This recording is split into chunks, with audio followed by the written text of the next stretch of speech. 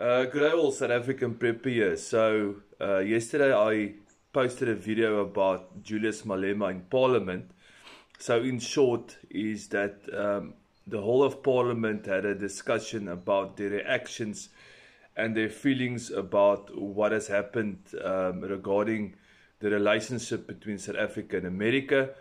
And all I can say is it took them 4.5 hours to basically tell America how bad they are.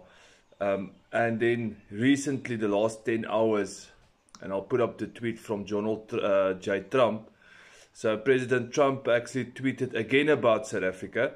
So the content doesn't really matter, because what it's about is that he is keeping on recognizing the issues in South Africa. I've come to a personal conclusion, and this is my personal conclusion, is that the South African government is the problem. The parliament members, the politicians within the South African government is the problem of South Africa. South Africa is by no means poor. People should not go hungry in South Africa.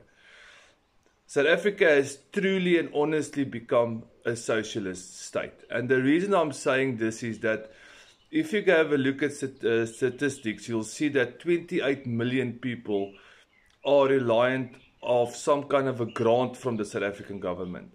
And then on top of that, about 1.3 million government workers are being paid a salary. So if you combine these two, it is 29.3 million out of an estimated 60 million South Africans receiving some kind of financial benefit from the state. So half of the population. And then the second big major issue that we have, the big elephant in the room that nobody's talking about, is the estimated 20 million immigrants. And believe me, these immigrants from Africa do put a lot of stress on the system of South Africa. Because they also need clinics, they also need to go to school, they also need to go to find a job and work. And this is partly the reason why the crime in South Africa has become so bad, is because we've got 20 million plus estimated illegal immigrants. Our borders are basically open. You can walk in if you'd like. So it's quite funny how our parliament members are the problem.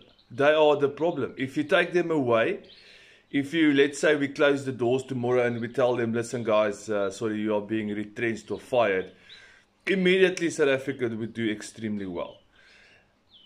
There's a sense in South Africa that the government needs to grow the economy. That's absolute nonsense. The people need to grow the economy.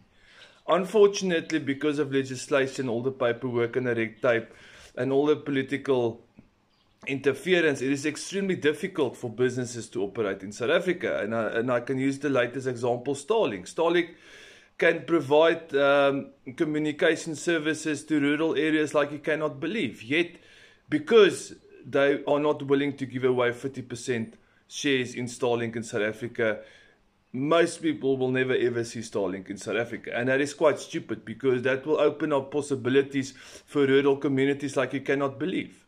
Communities that are battling with internet connection. And these days you can do anything on the internet. You can have better education online if you have the correct connectivity, which a lot of people do not have. So our worst enemy in this country and the people responsible for all of this infrastructure collapse, corruption, are just sitting in parliament, the fat cats.